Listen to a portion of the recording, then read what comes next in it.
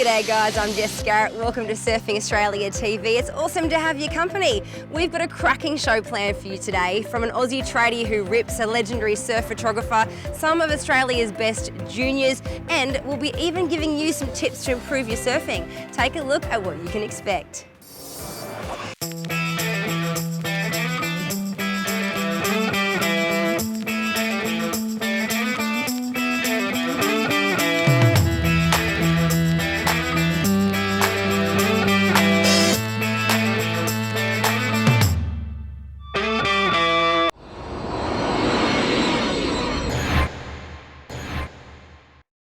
Duranbar here behind me on the Gold Coast became the epicentre of the Grom planet when it hosted the Billabong Ockies Grom Comp. It attracted some of Australia's best juniors, and former world champion and Aussie surf legend Mark Occhilupo was on hand to watch all the action.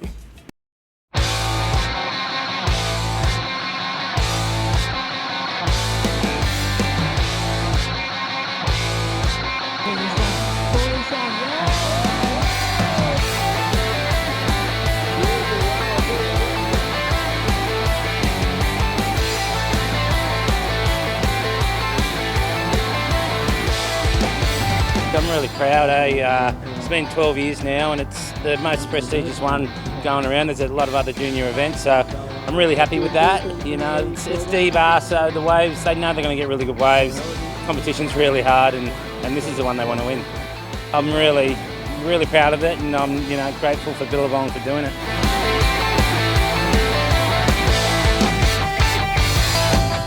What do you think of the comp? Yeah, it's been pretty good so far. Lots of fun, and we've scored waves. Yeah, it's pretty good. Good for the Groms to get out there and get seen and just have some fun. Oh, it's awesome. I've been doing it for 2 years, not that long, but it's always been awesome to see everybody from around Australia and international, see everybody and say hi.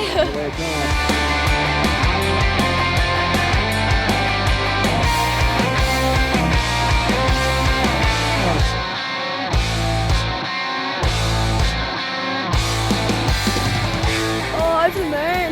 So happy to be my dad's comp. Yeah, it felt so good, so heartwarming, so fun. Wow. It kind of feels like I've won my second world title actually. Like the feeling is that good, you know. It's the biggest event he's ever won and he surfs so good. I'm so proud of him. Oh my god, I'm so stoked. Like, it's such a big competition and like there's so many good competitors like all around the world, so I'm just so happy. I'm stoked. I couldn't believe it. When the time when it hit double zeros, I was just over the moon, yeah. We had really good waves. It's probably some of the best waves I've ever surfed for a comp, so yeah, I'm super happy.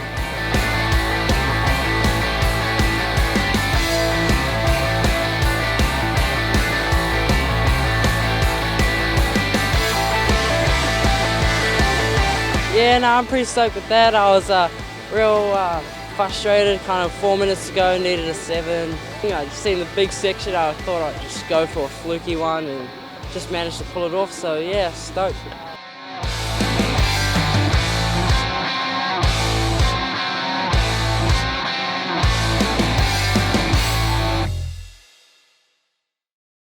It isn't just about having natural ability. It's about unlocking your body's maximum potential. We believe, through state-of-the-art scientific research and the most advanced athlete-tested product development, we will unlock the power to build the perfect athlete. Real athletes, real science, Muscle Farm.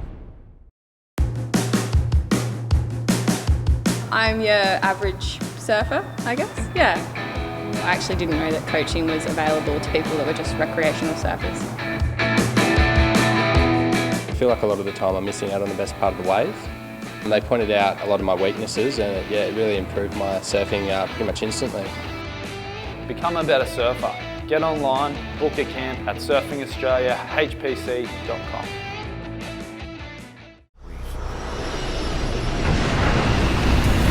Milwaukee Tools and Surfing Australia have joined forces to produce the Milwaukee Power Surfers, a 6-part series profiling Aussie tradies who rip. Time now for episode 4 featuring New South Wales South Coast plumber and shredder Ty Watson. chuck us the Milwaukee. Hey, I'm Ty Watson, 25 years old. I'm Currong, New South Wales on the South Coast. Currently living in Bondi and working as a plumber. My dad, first of all, got me into surfing when I was a kid, and you know, I got to year 10 at school, and he's offered me an apprenticeship and said, if you want to do surfing, why don't you come and work with me and we'll go surfing every day. And did my TAFE and worked with Dad and did heaps of travelling on the junior series and stuff. At the moment, working up here with Productive Plumbing. The job we're on today in Vaucluse, just the 3 bathroom renovations we're doing up there. All the hard work's been done. We did the rough-ins a few weeks ago and now it's up to the finish-off stage.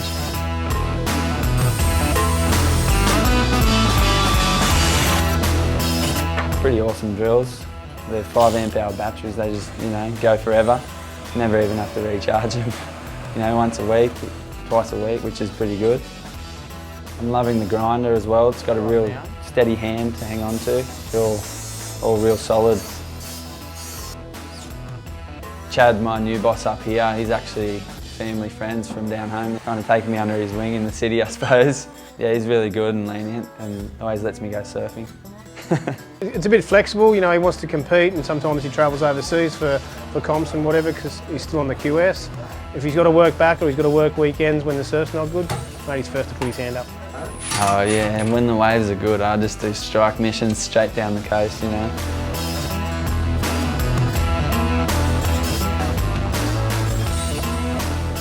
Down home, we've got a lot of variety of waves, anything from cruisy beaches, and we've got so many reef breaks.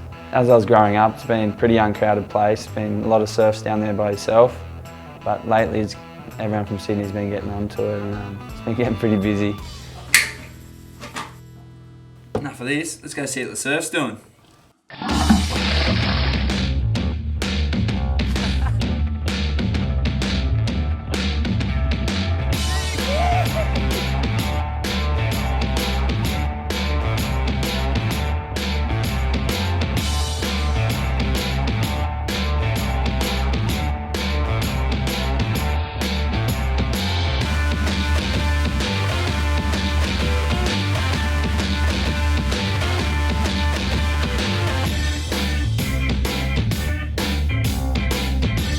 The waves aren't that special around here, as you've seen, but it's different. There's always something to do, people to catch up with, or places to go, you know.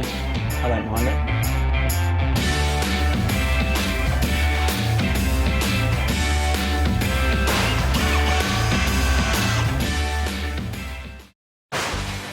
The Milwaukee Power Surfer Series, profiling heavy-duty tradies that rip. From the building site to the beach, we'll take you behind the scenes for a day in their life. See their tools of the trade both in and out of the water in these monthly features playing across MySurf TV and SATV.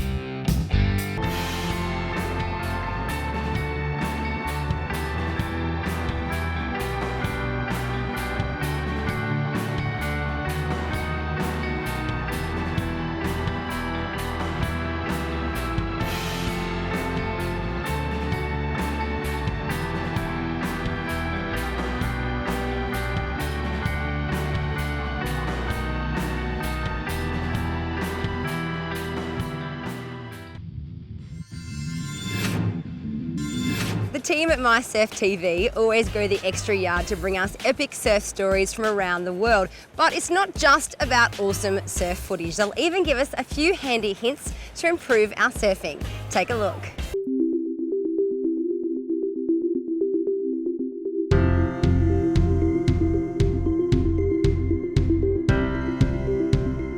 Forehand cutback, really fun move. It's perfect for linking up. It's a linking turn, so it brings you back to the power of the wave. Good when a wave fattens up.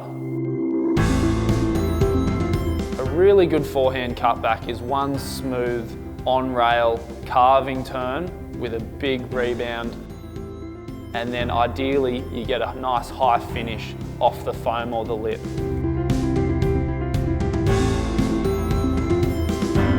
One thing I see with a lot of surfers is they struggle to get a rebound off their cutback.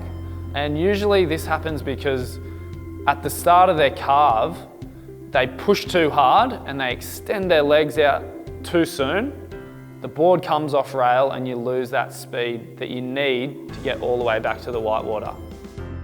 What you need to do is, when you start it, is just to stay nice and low and slowly look back to the pocket and just guide the board on rail back to the foam. Cutbacks feel that good. When you nail it, they're so fun.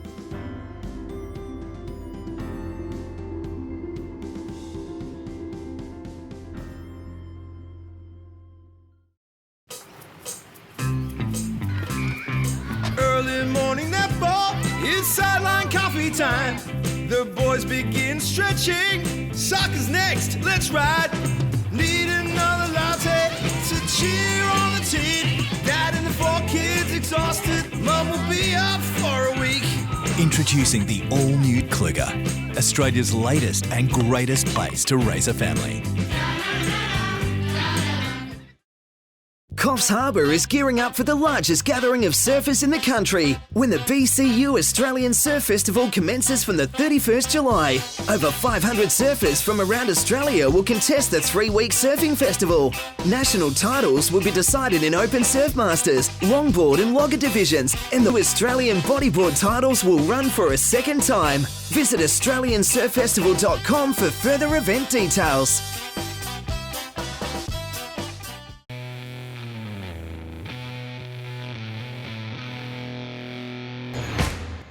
Aussie big wave charger Ryan Hipwood can sniff out monster waves anywhere. And we tag along for his annual pilgrimage to Hawaii. From North Shore to Jaws, this is not for the faint-hearted. Each year I look forward to spending time in Hawaii for the winter months. The excitement of surfing big waves, pushing my own limits and sharing these moments with friends is what keeps me motivated and wanting to come back.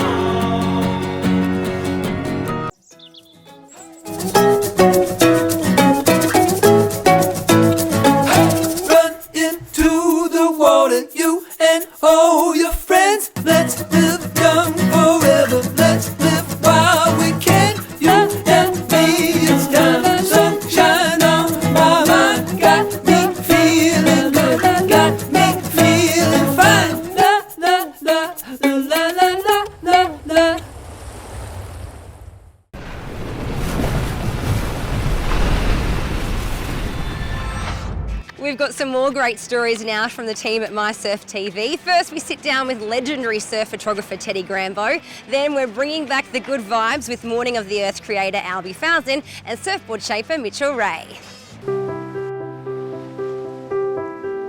Photography excites me every day. When I went to college, the guys basically said, look, if you're going to do this properly, it's not going to be a job, it's not going to be a career, it's going to be your life. And I don't think I've heard any truer words. There's not a day in my life that photography is not involved in one form or another.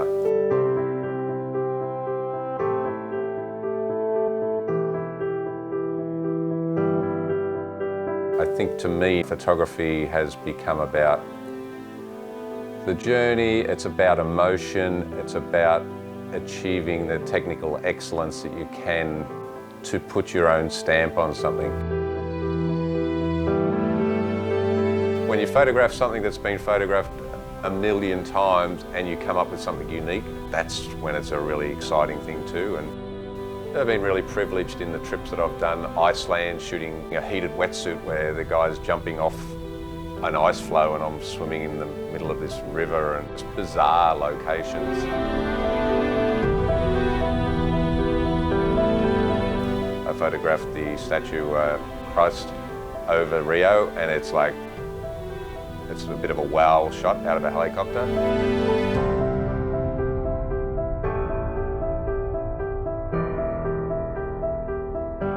I've been doing some series of underwater portraits of girls that surf or girls that have an association with the water.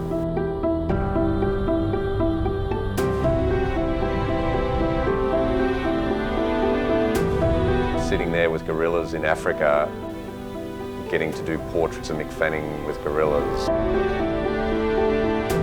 One of my favourite shots I shot was out of a boat at Chopu. I got a shot with Marky Matthews as the first light came over the mountain, and he just got deeper and deeper and virtually sucked into this vortex where it just buried him in the foam ball. A good camera doesn't make you take good photos. It doesn't make you get up earlier. It doesn't make you see light any better. It doesn't make you understand, what's going on in frame of the camera. You've got to start living and breathing and thinking in that way and seeing, preempting opportunities. And once you have achieved that, having the best equipment will give you the best result possible.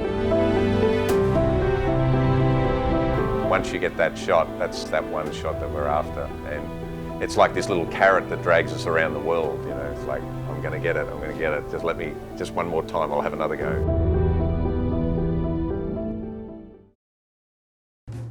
I'm your average surfer, I guess, yeah. I actually didn't know that coaching was available to people that were just recreational surfers. Become a better surfer. Get online, book a camp at surfingaustraliahpc.com. The Milwaukee Power Surfer Series, profiling heavy-duty tradies that rip. From the building site to the beach, we'll take you behind the scenes for a day in their life. See their tools of the trade both in and out of the water in these monthly features playing across My Surf TV and SATV.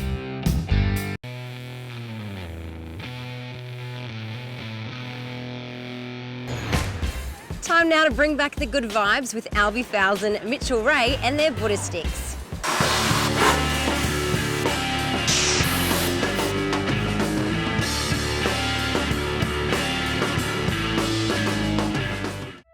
The only reason that I'm into doing this iconic work on the boards.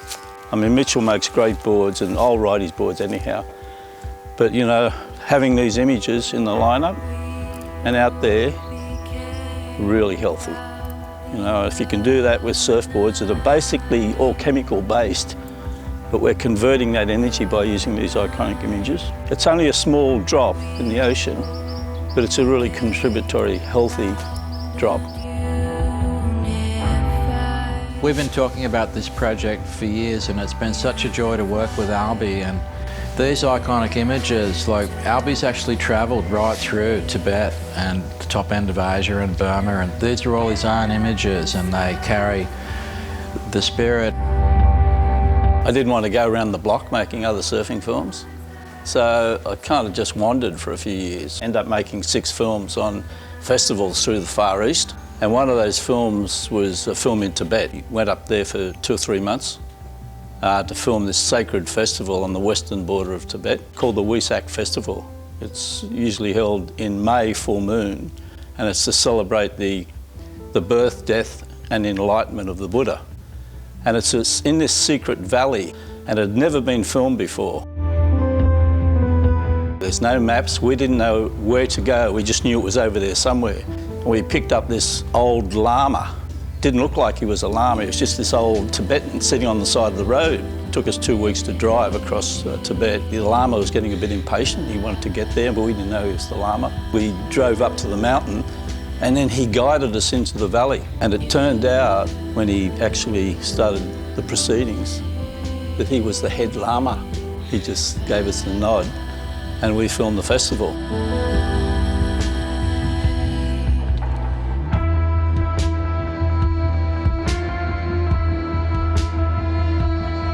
This photo too is in Tibet. It's at a sacred holy place in Tibet. The writing here is from Tibet. The Sri Dargon temple in Burma. This water lily was taken in Bali. These are the eyes that you see up in the temples in Nepal. You know, the boards are just completely spiritually iconic. Like the archetypal back to the morning of the earth board. It's a little bit modernised, but it's got that feel where it's a board that just makes you want to pull on your board shorts and paddle out, you know, and it's simple in its essence and beautiful in its execution. Not only are they, dynamic in their design, but they're expressive in their beauty. And because you've used these icons, they're magnetic, they have a radiance and a power. When you're out in the lineup and on a board like this, it has a certain radiance and it very subtly affects everyone in that area. But people don't realise that, and the fact they're on the bottom also is great because you don't see them in the water. They're just sitting there, but the energy is radiating out. And I'll demonstrate that for you. Afterwards, when we douse them, you'll be able to see how much energy comes off the boards. About how far do you think the energy field would come out just off the top of your head? A figure that comes intuitively into your head. How far do you think the energy would come off that board? 5 and 10. Okay, we'll see. You ask certain questions, and if you're in the right space, then you get the answer, and what happens is the rods actually demonstrate that. I'm asking certain questions about the energy of that board. It comes from the field, and the rods demonstrate that. There you go. That's how far the energy comes out from that board. Look at it. Look, that's just how powerful they are, and people don't realise that. When you put icons like that on your board and you put the energy that Mitchell's put into them and where those icons come from, that's in the water when you're sitting in the lineup. So what you're doing is you're sitting out there, and for 25 metres around you, either side of that board, people are being influenced by it. That's what's fantastic about these boards that no one understands. It's just a field. That's all everything is. It's a field. You feel it as well when you work on them. There's like a certain radiance, and like you guys have probably noticed when you're actually near them, there's a certain amount of radiance. I don't know, it just makes you feel better, uplifting. It's really great to be able to think that we can actually bring down from that plateau 2 or 3 kilometres above where we're all living, and this beautiful clear energy of Tibet, down into this plane and incorporate it into surfboards, and then have it distributed out through the surfing community. Who would have ever thought that that was going to happen? And I think that anyone that rides these boards or has these boards in their house, which they will do, they bring all that vitality and love and spiritual energy from Tibet into their own domains. Basically trying to bring the spirit message into surfing, bring it to the people, because we both believe that it's all just too materialistic. Today's world, you look at the Grum, he's got the latest sunglasses, the latest wetsuit, but he doesn't have a clue. That's pretty much it. Well, underneath it they have a clue. I mean, that's why they go surfing. But you kind of lose that in a way, you know, because the ocean's pure spirit, riding waves and not thinking about anything else. I think that's the real attraction. But I think they need to be reminded. So I think it's really important that this be done the way we're doing it, because it's a contributory aspect to reminding people about the true beauty and nature of surfing.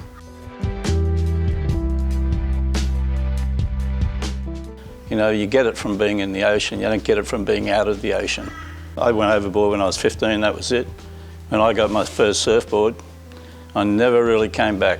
It was a decisive change in my life. You know, so I just focused everything around that, and I still do. And everything is secondary to surfing. It all complements surfing, whatever you do outside of the water. If it doesn't, then don't do it. Who needs drugs when you can get high on surfing? That's right. Go. Found and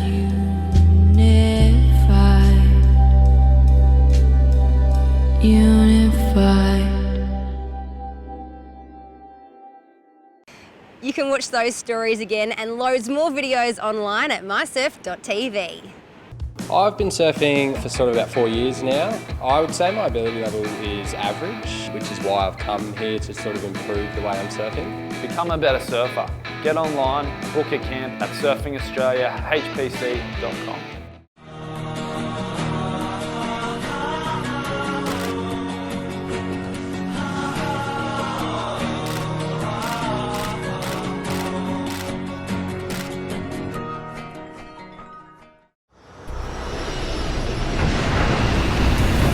Well, that's all we have time for on today's show. Thanks so much for tuning in. For more info on anything that you've seen, just head to our website and you can keep in touch via all the usual social media suspects.